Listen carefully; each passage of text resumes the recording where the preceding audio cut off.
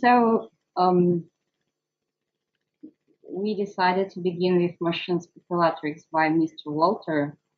So Mr. Walter dubbed his first type of robot machine speculators because it explores its environment actively, persistently, systematically, as most animals do. The first robots each used one vacuum tube to stimulate two interconnected neurons. These simple amplifier circuits connected two sensors to two motors. The first sensor was a photocell and it was connected to a drive and steering motors. The second sensor was a contact switch that indicated that the particle's shell had bumped into something. Катя, можешь подойти и сказать приемный добрый день, вы слушаете? Вон там телефон белый. I'm sorry, it's work. The first sensor was a photocell and it was connected to the drive and the steering motors. The second sensor was a contact switch that indicated that the particle shell had bumped into something. This sent the vacuum tube amplifiers into oscillation and changed the robot's direction. This circuitry allowed the turtles to wander the room and return to the hatch to recharge their batteries. From a simple neutral circuitry, several sophisticated behaviors arose. Under normal operation, the steering motor turned slowly with the drive motor at half speed. This scanned the photocell and produced an arcing motion. Then the photocell detected a bright enough light, the turning stopped, and the robot headed towards it. This demonstrated simple phototropic light detector behavior. Once the light detected by the photocell became too bright, the steering motor began turning. This demonstrated photophobic light avoiding behavior. If the shell struck an object, then the system would oscillate until it successfully avoided the object. So how it looked like, and Ray Walter was a robotics pioneer who demonstrated early autonomous robots based on neutral-like circuit designs. His robots demonstrated sophisticated emergent behaviors despite their very simple construction.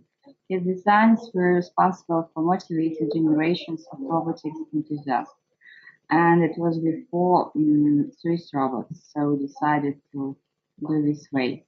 A Breitenberg vehicle, similar behaviors in other robots, is a concept conceived in a thorough experiment by the Italian-Austrian kybernetist Valentina Breitenberg to illustrate in an evolutive way the abilities of simple intelligent agents.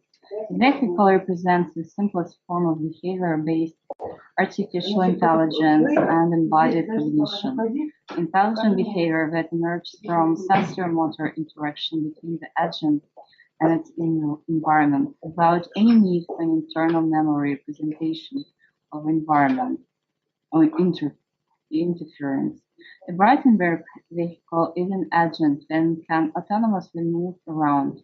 It has primitive sensors measuring some stimulus at a point and wheels, each driven by its own motor that function as actuators or effectors. A sensor in the simplest configuration is directly connected to an effector so that the sensed signal immediately produces movement of the wheel. Depending on how sensors and wheels are connected, the vehicle exhibits different behaviors which can be goal-oriented. This means that it appears to strive to achieve certain situations and to avoid others, changing course when the situation changes. So it's how it works. It's a complex environment with several sources of stimulus. Breitenberg vehicles will exhibit complex dynamic behavior.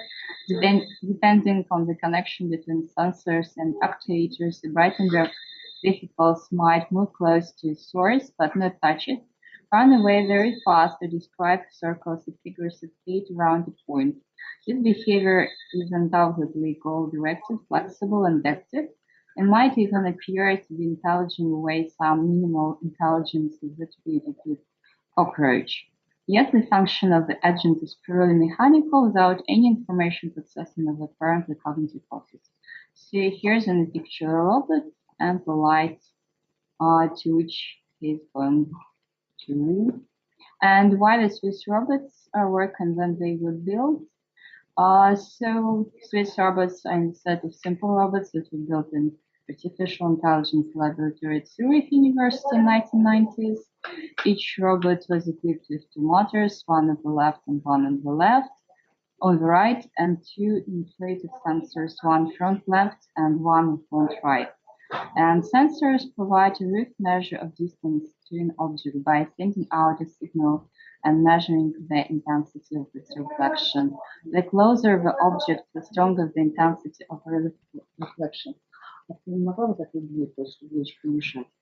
If you now set 3 or 4 sweet orbits using an array with randomly distributed styrofoam cubes, they will eventually shuffle most of the cubes into 2 or 3 clusters, with a few pushed against the walls. To an observer, it may seem that they are forming clusters, cleaning up and making free space. That is how it works. And this explanation of how clustering takes place, the drawing illustrates how two cubes come together, changing the morphology. The front left sensor is moved towards the front of the robot, then encountering the block head-on. Instead of pushing the block, the robot will turn away and no clustering takes place. Although the robot's control program hasn't changed, turn away sensor stimulated, and the environment is also the same, the behavior is different. They come about because the sensors are placed sufficiently far apart, so if a robot encounters a cube head-on, neither sensor fires provide stimulation, so the robot simply drives forward, thereby pushing the cube. Then another cube appears on its side, it turns away, leaving the cube next to the other one. The process then repeatedly leads to clustering. The robots are programmed such that then the sensor on one side receives stimulation if there is an object, a wall, another robot near that side of the robot. They will move in the other direction, and if there is no stimulation on either side, they will simply go straight. The robots know nothing about cleaning up, avoiding styrofoam cubes, or what a styrofoam cube is. They simply react in particular ways to levels of sensory stimulation. They're not even avoiding obstacles. It is we as observers who say that they are doing so. The world as seen by a Swiss robot only consists of sensory stimulation on the right and on the left. The Swiss robots don't seem styrofoam cubes. Their world consists of sensory stimulation left and sensory stimulation right. At a workshop on the practice and future of autonomous agents held in idyllic surroundings in Montevideo in southern Switzerland in 1995, the outspoken American philosopher of mind Dan Dennett had this to say about the Swiss robots. Swiss robots are cleaning up, but that's not what they think they are doing.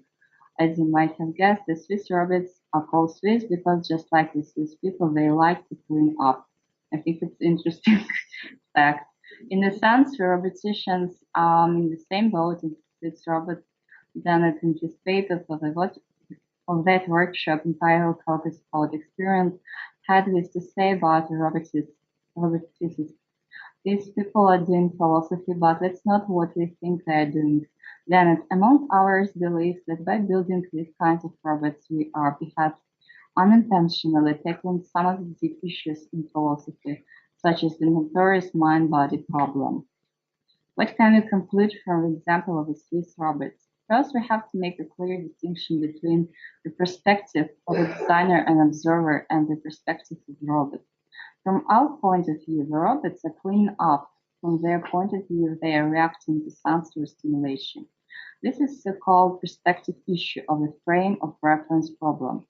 Second, behavior in animals and robots cannot be reduced to internal mechanisms alone. Behavior is the result of an agent interacting with the real world, which includes not only the agent's neural system, but also its entire body, how the sensors are distributed, the material properties of the muscle tendon system, and the joints, and so on. This collection of independent mechanisms is referred to as agent embodiment. Therefore, behavior cannot be reduced to the control program. To do so would constitute what philosophers call a category error, because two different conceptual categories, internal mechanism, the control program, and observer behavior requiring the interaction of the physical system with its environment, are mistakenly considered to be directly comparable. In other words, we cannot predict a robot behavior based solely in our knowledge. of its control program. We also have to take into account its embodiment and the environment. A team of Swiss researchers announced that they have used robots to simulate biological evolution. The simple mobile robots, each a little larger than a sugar cube, began their life directionless, meandering aimlessly into walls. But after a few generations of natural selection, their computer programs evolved so that they became efficient foragers, purposefully collecting disks that represent food. None of that is particularly surprising. Scientists have long been able to simulate evolution through computer programs that mimic the processes of genetic inheritance, mutation, recombination, and reproduction. What is noteworthy is that many of these robots eventually evolved to help one another, sacrificing personal success to aid other robots in their group. Such altruistic behaviors, which we observe in all sorts of organisms, from humans to slime molds, are a topic of debate among evolutionary biologists, and these big-hearted robots are allowing scientists to test ideas about how such behaviors evolve. The robots in a recently published study were used to test Hamilton's rule. Each robot was controlled by a simple computer program, which you can think of as its DNA, with 33 different parts, genes, that influence different aspects of a robot's behavior, its movement, sensing ability, and how likely it's to share disks representing food with others, altruism gene. I think it's interesting thing. Groups of robots were placed in arenas with food disks to collect. At the beginning of the experiment, each robot had random settings for its computer program. Some robots ran into walls, some fluttered in place, and some just by chance happened to move in a way that pushed the food disk. After allowing the robots to show their stuff, the researchers evaluated how well each robot did at obtaining food, a measure of evolutionary fitness.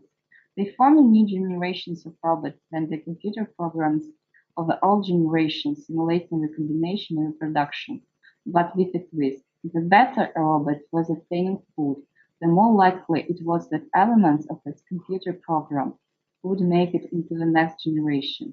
Each generation, the researchers also mutated robot genomes, introducing small random changes into their computer programs. The researchers repeated this experiment over and over, simulating the robot's performance. And in each trial, over 500 generations of natural selection, the robots rapidly evolved efficient foraging abilities. The more closely related the robot group was, the more clones it contained, the more likely the whole group was to evolve altruistic behavior and ultimately wind up sharing all their food disks. And the less an individual robot lost by sharing a food disk, and the more other robots benefited from shared food disks, the more likely altruism was to evolve. Hamilton's rule did seem to hold in this simulation, which closely mimicked many aspects of real biological population. I have the link to see the video. So, what similarities in nature and fiction? For example, ants do everything together and rationally, but they're very different. They are kind of different of Swiss robots. And I wanted to mention that Bernard Werber wrote a novel where ants came to this planet long before man. Since then, they have developed one of the most intricate civilization imaginable, civilization of great richness and technological brilliance. I think it's interesting fact. And now Екатерina Lukashenko will tell you more about it. I'm not sure if you've actually read anything. I think you can stop here and just say, ask questions. Okay? I wanted to, since the Kōan was called Swiss robots with adaptive morphology, could you, I don't know if you're going to touch on this later or if you can touch on it now, but what could be, if you were to give Swiss robots some ability to adapt their morphology, what could be a benefit? What if you think of, a little bit also about what is one of the limitations of the Swiss robots as they are now, right? Because they're limited to a specific size of boxes. They're limited to a specific type of arena. So they kind of have a limited ecological niche. Do you think giving the Swiss robots the ability to adapt their morphology, adapt how their sensors are placed, for example? Do you think that could help them be able to do more tasks or tasks more robustly? Yeah, probably they could probably also learn to fly. It might change something, but that would be a different structure of it, I'd say. Right. Okay. Anyone else have any comments or questions? Just a comment. It's nice what you pointed out, that actually cooperation is useful for economics, which is something which is not always underlined. Simple comment. So that actually it's natural to cooperate and to be altruistic. Yeah, because we cannot make it out. It's probably the problem with the connection. No, I say it's nice what you point out that actually from simulation, even with embodied agents, it's clear that cooperation is useful for the economy, if you want. Just that. Thank you. Okay, thank you. All right, thank you very much. Okay, thank you.